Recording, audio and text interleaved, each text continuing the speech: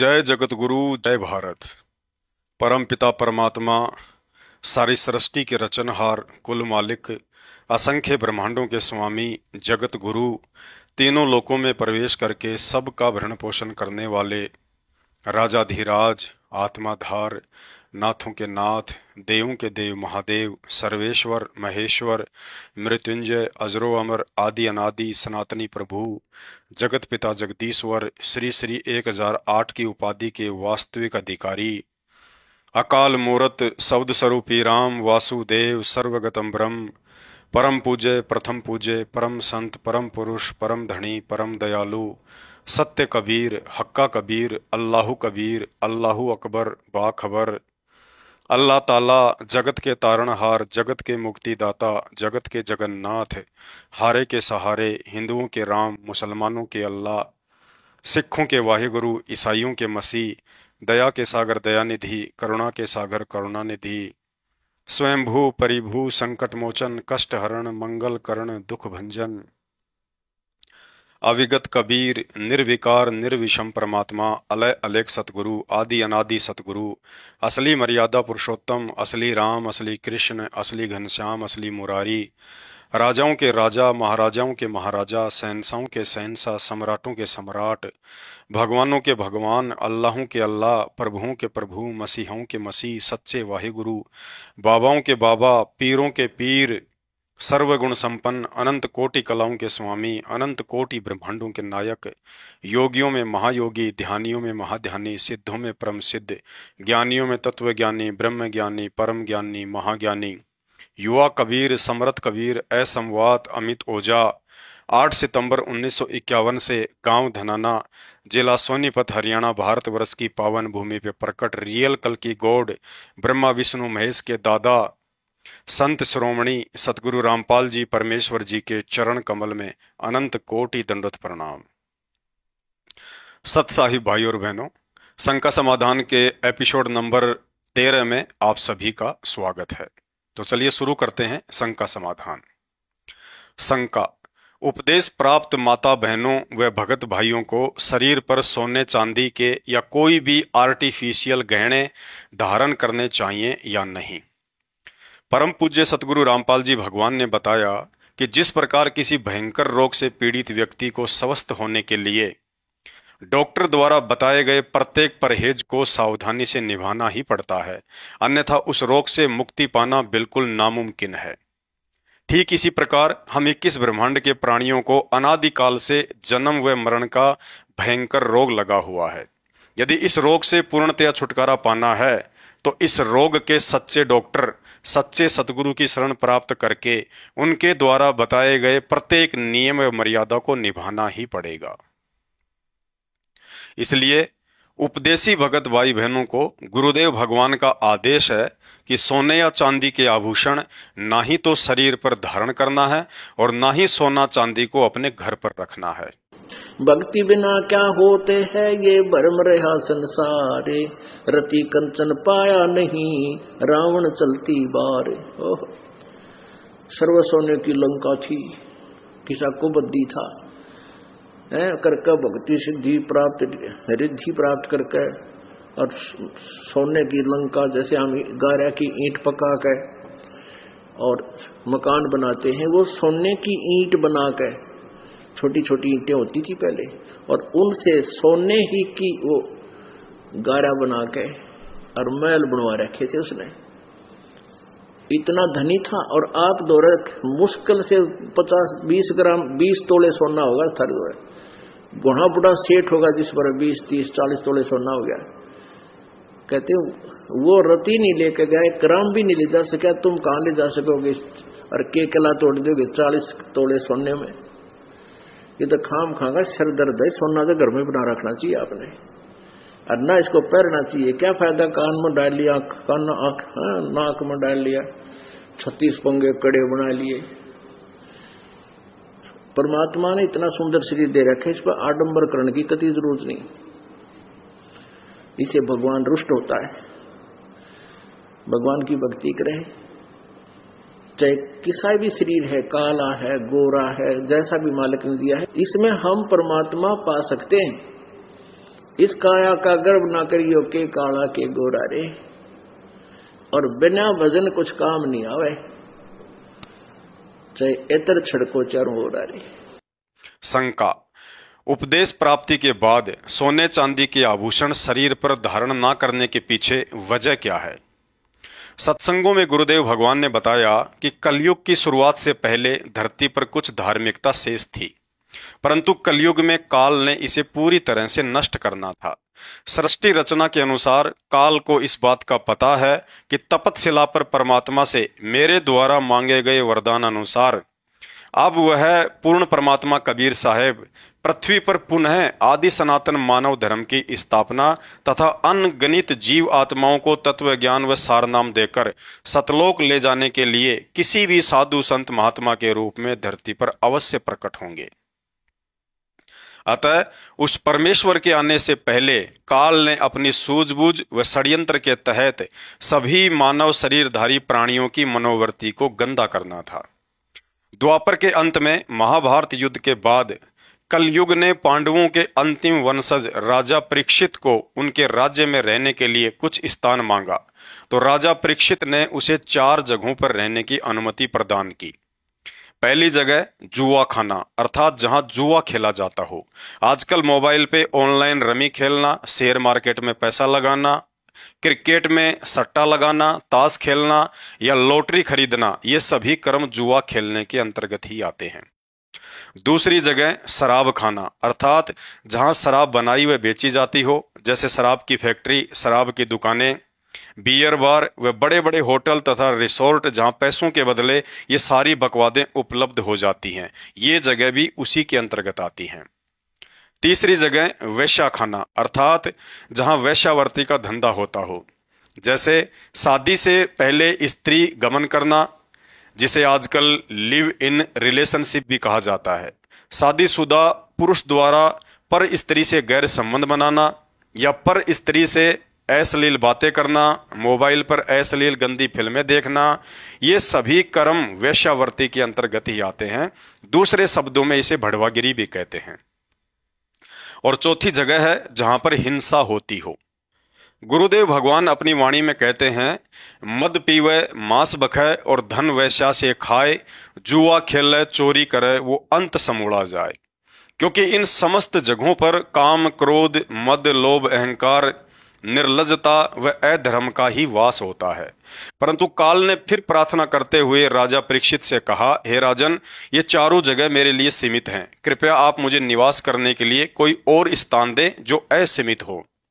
तब राजा परीक्षित ने कलयुग से कहा कि धन में रजोगुण का वास होता है, इसलिए आप सोने अर्थात गोल्ड में भी रह सकते हो। काल उसी क्षण मौका पाकर तुरंत राजा परीक्षित के सोने से बने मुकुट में प्रवेश करके उसकी बुद्धि को अपने वश कर लिया तथा काल ने राजा परीक्षित से उसी वन में साधना कर रहे एक ऋषि के गले में मरा हुआ सर्प डलवा दिया। ऋषि के पुत्र ने राजा परीक्षित को 7वें दिन तक्षक सर्प से डसने से मृत्यु का श्राप दे दिया। अर्थात सत्संगों में गुरुदेव द्वारा इस कथा को सुनाने का तात्पर्य यह है, यदि राजा परीक्षित ने सोने से बना हुआ मुकुट नहीं पहना होता तो काल उसमें प्रवेश करके उसकी बुद्धि भ्रष्ट ना करता और ना ही राजा परीक्षित काल प्रेरणावश क्रोधित होकर समीक ऋषि के गले में सर्प डालता और ना ही श्राप के कारण तक्षक सर्प से डसने से उसकी अकाल मृत्यु होती। अतः इस कथा से भी हम भगत भाई बहनों ने यह शिक्षा लेनी चाहिए कि सोने में रजोगुण का वास होता है और रजोगुण में काल का। इसलिए शरीर पर सोने या चांदी से बने आभूषण धारण करते ही मान बढ़ाई व अहंकार उत्पन्न हो जाना एक सामान्य बात है, क्योंकि शरीर पर सोना धारण करने का अर्थ है सुंदर दिखने की चाहत और धनी होने का दिखावा करना। गुरुदेव भगवान कहते हैं, मान बढ़ाई से हैं दूर, आजिज के हरि सदा हजूर। अर्थात मान बढ़ाई व अहंकार जैसे रोग से पीड़ित भक्तों से गुरुदेव भगवान बहुत दूरी बना के रहते हैं।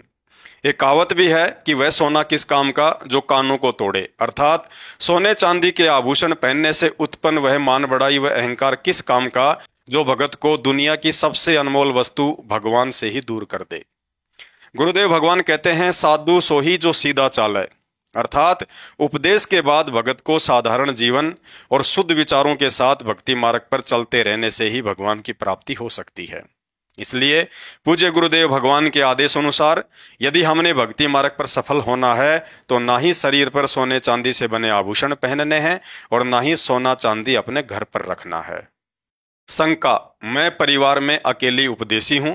मैं स्वयं तो सोना धारण करना छोड़ सकती हूं, लेकिन मेरी मजबूरी है कि घर वालों के विरोध के चलते सोना बेच नहीं सकती हूं। ऐसी मजबूरी वाली स्थिति में घर पर सोना रखने से गुरु आदेश की अवहेलना होगी या नहीं?